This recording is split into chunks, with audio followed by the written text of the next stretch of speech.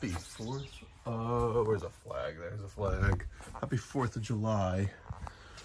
Just close this up. Okay. We're headed down. Here's Old Glory. Happy birthday, America. We're headed down to the Northern Westchester Southern Putnam properties today.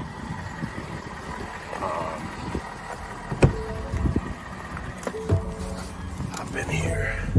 Ah, beautiful. Don't want to get a copyright. Actually, I might have to stop this video and I'll just put the song on later. But it's 8:40. We're headed out. We got courtesy of the red, white, and blue on the radio. American flag. What a great day to be alive. All right. Happy birthday, America. I honestly didn't want to work today, but I don't like working on the holidays. I don't think it's the most professional thing. Everybody's off. Everybody's off. Everybody's, people might have barbecues, whatever. I'm only working the morning, and most of these down here are family members of mine, so I guess that's the perk of doing family. You don't have to really feel as bad or whatever when you're either working at off hours or days that are holidays or whatever. So anyway, I finished the week early. This was actually a very light week for me, and I was going to do these Friday afternoon, but looks like this rain event for Friday and the weekend, it was going to be like Friday night, kind of all day Saturday, which I'm glad it's not. I'm glad it kind of shifted. It's bittersweet, but now it's going to be most of Friday and then into the first half of Saturday. So that means that, and it's a lot of rain, so I would 100% be rained out on Friday, which is tomorrow. So I just said, you know what? Then Saturday morning's a rain out, and then we have parties both weekend days. So Saturday, Sunday, church Sunday morning. So just the rain starts. There's more chances of showers unrelated to tomorrow's rainstorm later today. So this morning's really the only shot for me to get these in, which is fine because these are actually now kind of ironically on the Thursday anyway. So I'm just keeping them Thursday then, keeping the once a week. Everything will be fine. Very light week though, very, very light week. Got my regulars in. There's some that are bi-weeklies that were just, kind of skipped because it was their off week. There were some that were due to be done, but we had actually this week hasn't been bad at all, but the last, prior to that, the second half of June especially, pretty much all of June in general was very hot, with actually not really a lot of rain. So lawns aren't dried out yet, but they're just, the growth has really stopped. So, I don't want to say stopped, but really, really slowed down. So, there was two. Actually, three. There were three lawns that actually got much longer than the rest for whatever reason, and I know they're not fertilized, but maybe there's got to be some natural, fertilization happening somehow. But those ones grew quick, and then the others were just kind of, you don't want to mow them when you don't need to, and you don't want to cut short. I refuse to go below 3.5. And if I see a lawn that doesn't look, if I'm there, I'll mow it, but I'm only taking, if a lawn's starting to get dried out or whatever, I'm only taking it down to 3 3/4. You know, I'm not going lower than that. And there's times where I'll even do 4, just because 4, you know, 3 3/4, 4, they look better, they look healthier, they stripe better. But everybody around here doesn't really understand that. They want like low grass, and you know, it's hard. But you know, you do the best you can, because they're like, oh my God, you know, that looks really good if you mow it. And then they're like, oh, but it grew back so fast, can you cut it shorter? And I'm like, it's not going to look that good. So that's what I run into a lot. But you got to educate the clients as well. As far as projects, we're good. We just got mowing on the schedule. Next week is going to be a busy week, it looks like. I've got 1 house that I'm skipping next week, just 1, and actually two homes that I'm skipping next week. So, all right, so you know, it's still going to be a very busy week, but 2 less I have to worry about. One of them, I think I talked to last video. You know, she said,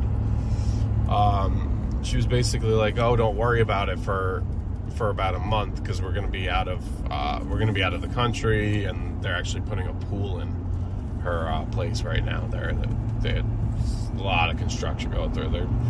They're digging through. This is not just digging a hole and putting a pool in. This is like they're going through bedrock. I think it's a much bigger job than you know, whatever. But they got money. But you know, I explained to her, I was like, listen, I can skip, but I can keep skipping, but you know, it's gonna grow, and then we're gonna at least need a double cut. You know, it could be more. You know, and she was cool. She's like, yeah, whatever it is. She's like, I just, you know, between the construction, you know, it's fine by me. She's like, and, you know, if it gets long, you know, and you have to cut it twice, you know, just charge me whatever. And I did tell her, and I ended up just going back so I wouldn't have to forget about it, because the last time it was hot, and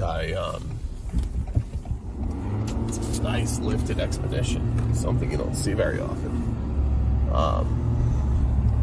Look at that. I don't know if you can see that.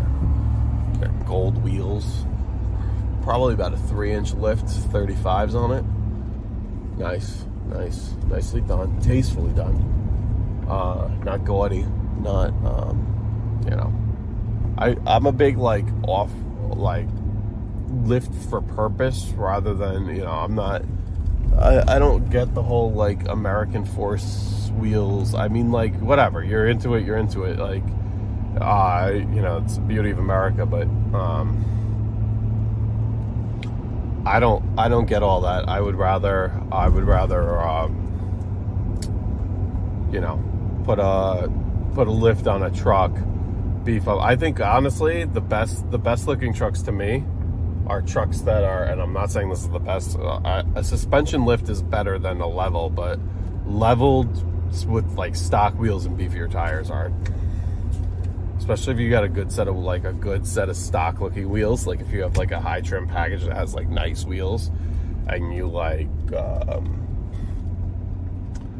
you do that. I had actually had a Platinum F-150 when I was younger, and I did what I called a poor man's lift, where I put a 2.5-inch level in the front and then a 2-inch block on the back, so it kind of lifted it all, and then I put 35s on it. So yeah, but that was a beautiful ride. I had Raptor wheels,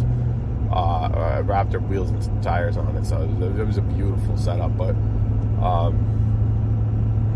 you know, you're in this field, you don't want to mess with the trucks too much. You really don't, especially, you know, you're plowing. You're putting a plow on a lifted truck is stupid. It throws the geometry off. You gotta get bracket. You have to get it. It's dumb. Towing with a lifted truck, I mean, a little lift is okay, but you know, I've got on this trailer, I've got a 6-inch drop on this hitch, and it's still not enough to get this trailer level. This trailer actually sits a little high in the front, and that's on a stock Ford, and the Fords now are low. Here's this. I don't know if you can tell this on camera. Can you? No, you can't really see. This is a nice hill climb. I love how this just dropped down a little bit, and the popo there. Still climb this in a little over 1,500 RPMs. But I had a 8-inch way safe drop when I first got this truck, because that leveled it out with an 8-inch for this small trailer.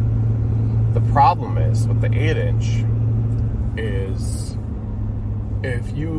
there's so many there's a lot of driveways that have like kind of dips or whatever. It scrapes on the bottom. There would be places where I would scrape the bottom of that hitch, and I was just like, I don't want to be doing this. I don't want to be scraping the bottom of this hitch all the time. So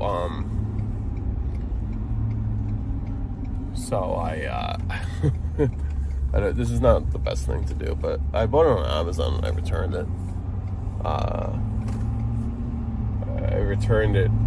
I cleaned it up.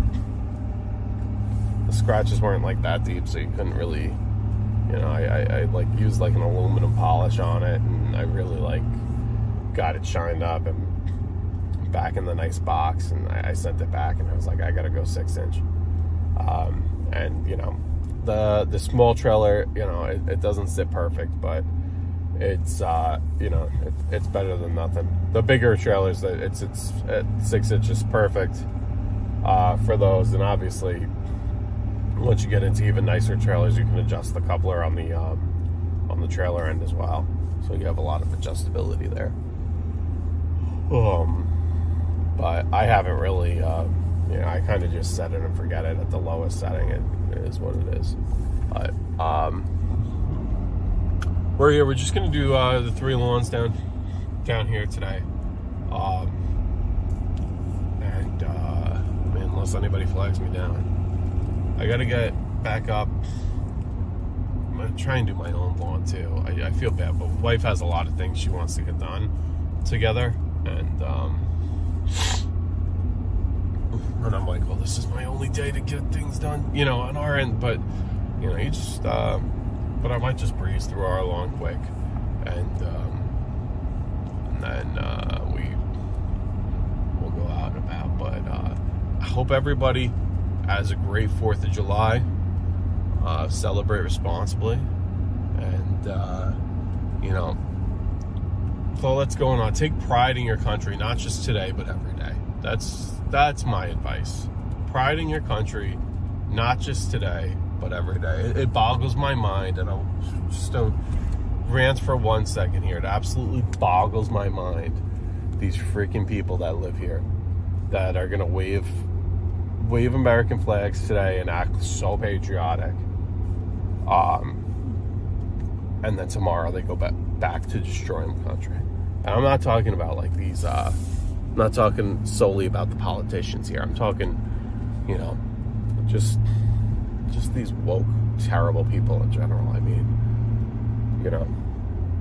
they vote these people in, and then these, look at the people they vote in. That's, I don't know. It's sad. It's a sad world out there. But we gotta power through. But take pride in your country, not just today, every day. Take pride in your veterans every day. Thank a veteran every day, not just Veterans Day, not just Memorial Day, even though that's for those who lost it all on the line. But pride in your country every day, and I'll leave it at that. Peace.